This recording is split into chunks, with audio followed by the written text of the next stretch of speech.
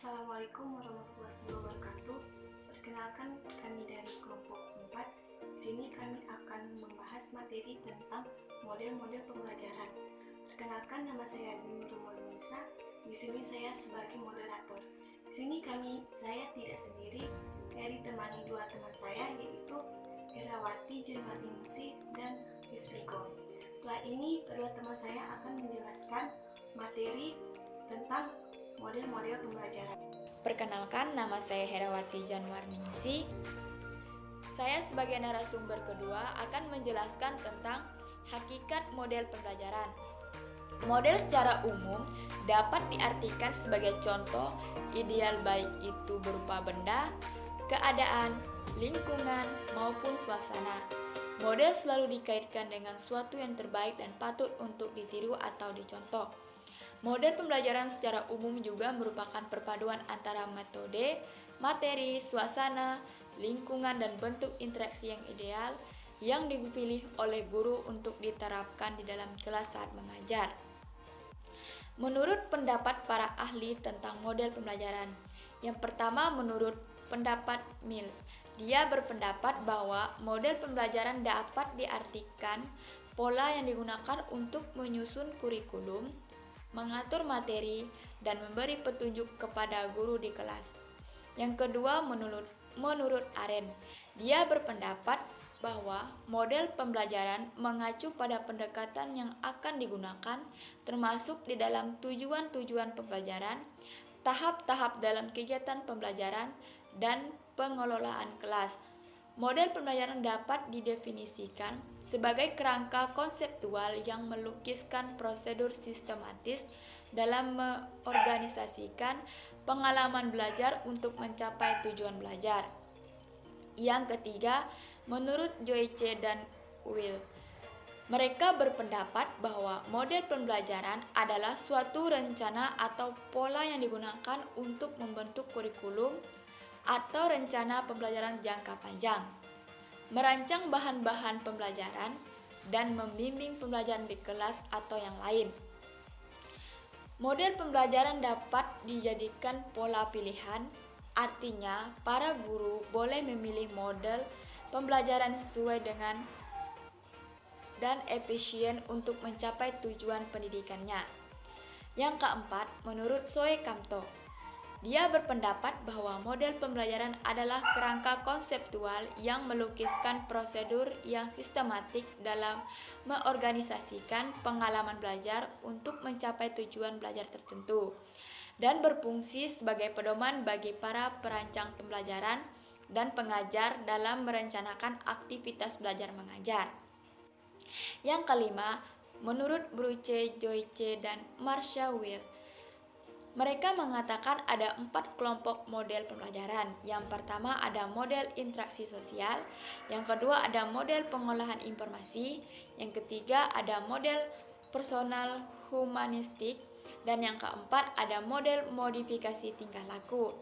Ciri-ciri sebagai model pembelajaran, yang pertama, berdasarkan teori pendidikan dan teori belajar dari para ahli tertentu, model ini dirancang untuk melatih partisipasi dalam kelompok secara demokratis.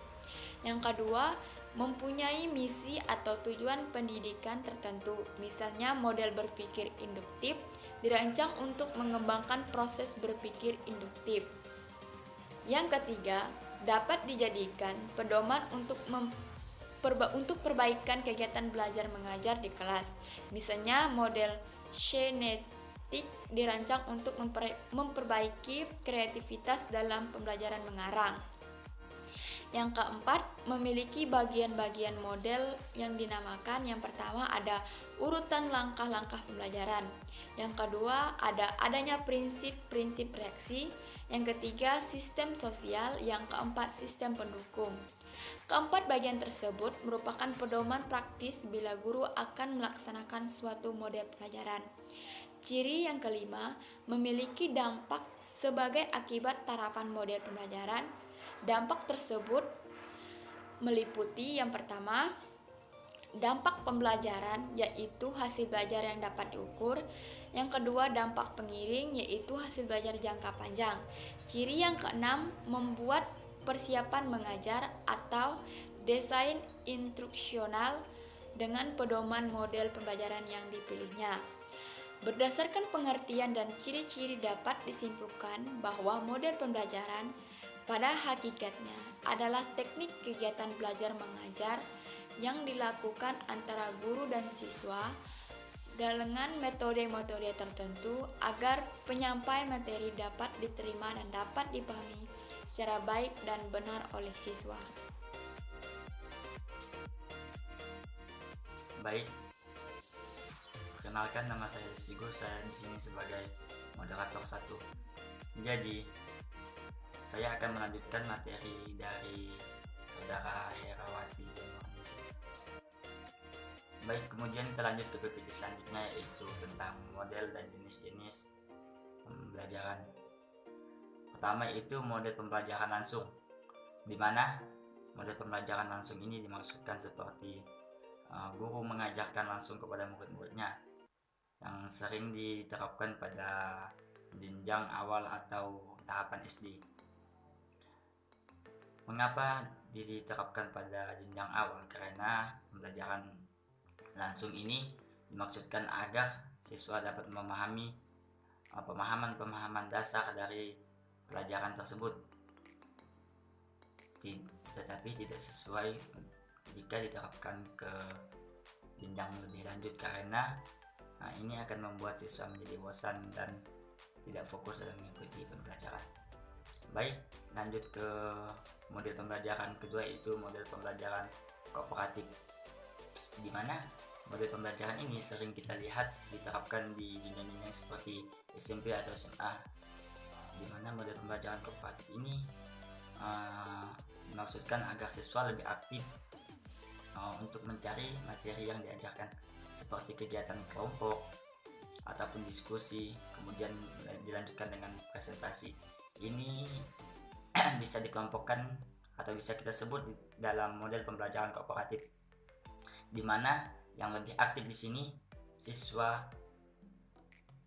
yang mengikuti pelajaran, bukan pengajar yang lebih aktif, kebalikan dari model pembelajaran langsung tadi. Baik, langsung ke model pembelajaran selanjutnya, yaitu model pembelajaran berbasis masalah.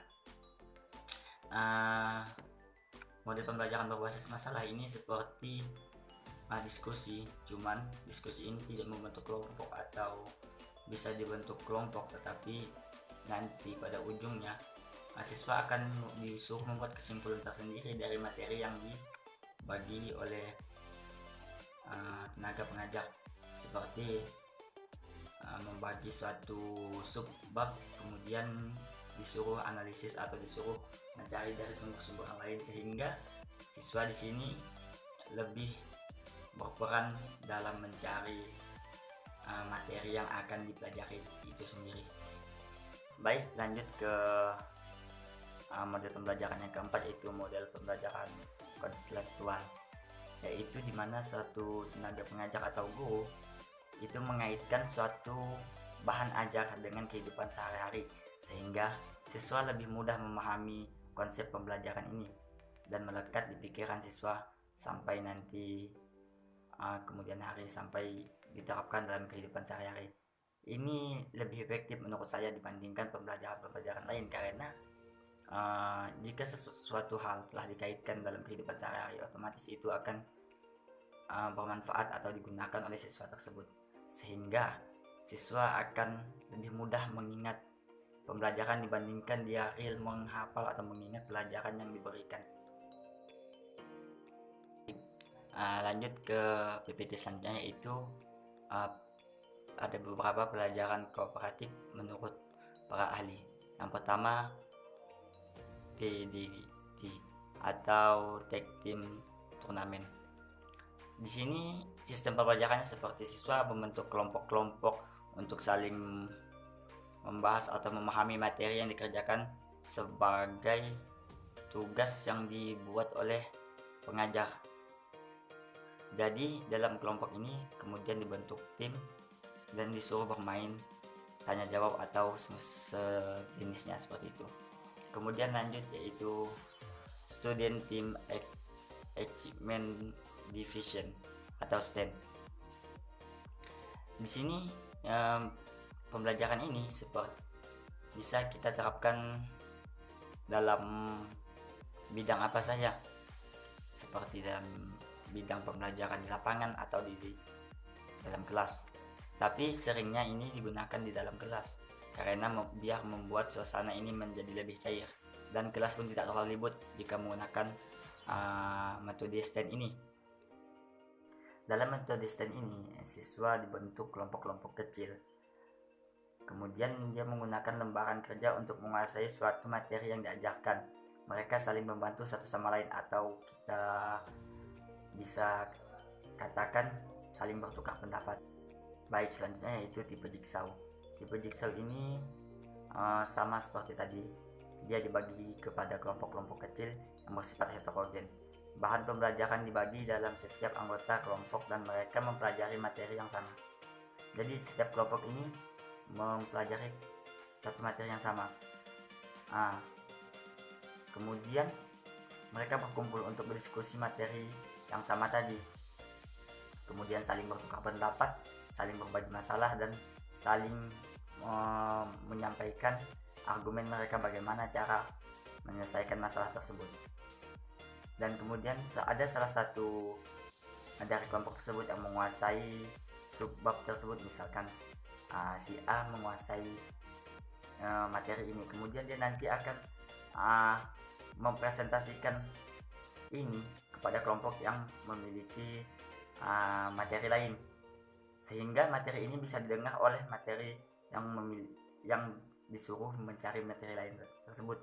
Kemudian terus begitu, kemudian saling antara kelompok, satu kelompok dengan kelompok yang lain itu saling berbagi informasi, sehingga pembelajaran pun berjalan oleh siswa itu sendiri tanpa dijelaskan langsung oleh tenaga pengajar. Baik, kita lanjut ke materi selanjutnya yaitu materi Group Investigation atau GI. Ini sama seperti tadi, masih pelajaran kelompok karena kita membahas pelajaran kooperatif. Jadi siswa bekerja dalam kelompok kecil untuk menanggapi berbagai macam proyek kelas. Setiap kelompok membagi topik menjadi subtopik. Setiap kelompok membagi subtopik menjadi subtopik tersebut. Kemudian anggota kelompok menggunakan kegiatan penelitian untuk mencapai tujuan. Jadi di sini setiap kelompok akan dibagi satu materi-materi sub-sub dari bab tersebut. Kemudian setiap orang ini akan meneliti. Penelitian tersebut akan dikumpulkan dalam kelompok ini lagi, kemudian disimpulkan dan kemudian dipresentasikan seperti itu. Baik, kita masuk ke menurut para ahli lain. Pelajaran kooperatif itu ada 6 jenis. Yang pertama itu bedanya di sini, yang para ahli ini menyatakan ada 2 pembelajaran kooperatif yang lain. Salah satunya ialah rotation trio exchange. Jadi dalam model pembelajaran ini setiap jumlah siswa di kelas dibagi menjadi beberapa kelompok yang terdiri dari 3 orang. Jadi setiap 3 orang ini akan diberikan satu pertanyaan yang sama untuk didiskusikan. Satu orang diberi satu pertanyaan yang sama untuk diskusi. Kemudian 3 orang ini berrotasi atau berputar. Ada yang searah jarum jam dan berlawan arah dengan jarum jam. Setelah dia berrotasi, kemudian dia dikasih satu pertanyaan yang berbeda, kemudian untuk didiskusikan lagi. Kemudian terus seperti itu, sehingga setiap siswa nantinya akan mendapatkan banyak materi dari diskusi dengan teman yang berbeda-beda. Lanjut ke pelajaran kooperatif yang terakhir, yaitu Group Classroom. Model ini dijadikan interaksi antar siswa agar menjadi lebih baik. dengan memberi penekanan bahwa mereka adalah kelompok yang bagus. Dalam bakat dan kemampuan di kelas, setiap kelompok membuat kesimpulan dan mempresentasikan data setiap siswa dalam kelompok. Jadi di sini seperti mana umumnya pelajaran kelompok akan diadakan presentasi, cuman bedanya di sini kalau resume group yang presentasi ini individu. Jadi setelah dia diskusi, kemudian setiap individu akan mencatat kesimpulan dari materi yang didiskusikan, kemudian mempresentasikan di depan kelompoknya sendiri, sehingga kelompoknya bisa tahu apa saja yang dia tangkap dari hasil diskusi tersebut. Kemudian orang lain juga seperti itu, bisa mendengar apa yang temannya sampaikan, kemudian dia bisa saling bertukar pendapat dan mendapatkan banyak pembelajaran dari model pembelajaran resume group ini. Kita lanjut ke PPT yang terakhir, yaitu 5 unsur dalam pembelajaran kooperatif yang harus diterapkan. Jadi ada 5 hal yang harus diterapkan dalam pembelajaran kooperatif sehingga pembelajaran ini bisa berjalan dengan lancar. Yang pertama itu saling ketergantungan positif. Jadi antara satu individu dengan individu yang lain dalam satu kelompok itu harus memiliki ketergantungan positif satu sama lain, sehingga kita bisa mengambil pembelajaran dari individu yang lain yang membuat pengalaman hidup atau materi yang kita pelajari bisa lebih dipahami dan bisa lebih jelas kita mengerti. Kemudian yang kedua yaitu tanggung jawab perseorangan. Jadi setiap pembelajaran kooperatif ini individu tersebut harus memiliki tanggung jawab untuk menyelesaikan tugasnya tersendiri. Walaupun mereka dalam keadaan berkelompok, tetapi mereka harus memiliki tanggung jawab tersendiri, sehingga nanti dalam satu kelompok itu tidak ada yang namanya tidak melakukan pekerjaan.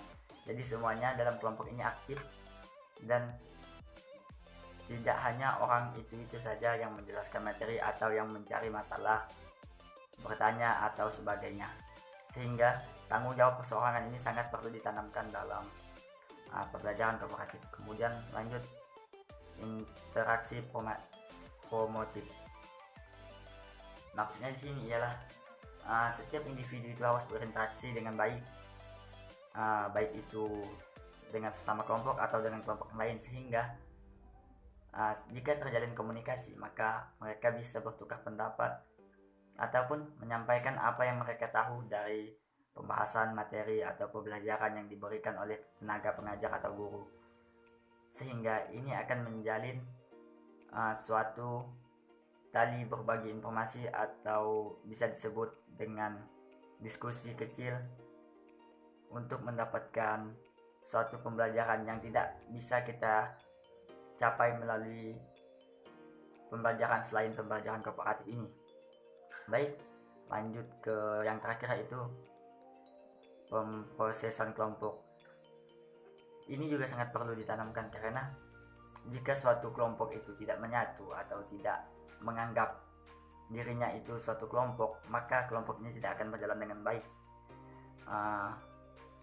Maksud saya di sini, jika salah satu anggota kelompok saja itu tidak aktif, maka kelompok itu tidak akan berjalan dengan baik, karena ada suatu kepincangan yang membuat salah satu anggota kelompok ini menjadi beban atau kurang lebihnya parasit di dalam kelompok tersebut jika proses ini tidak dijalankan dengan baik. Oleh sebab itu sangat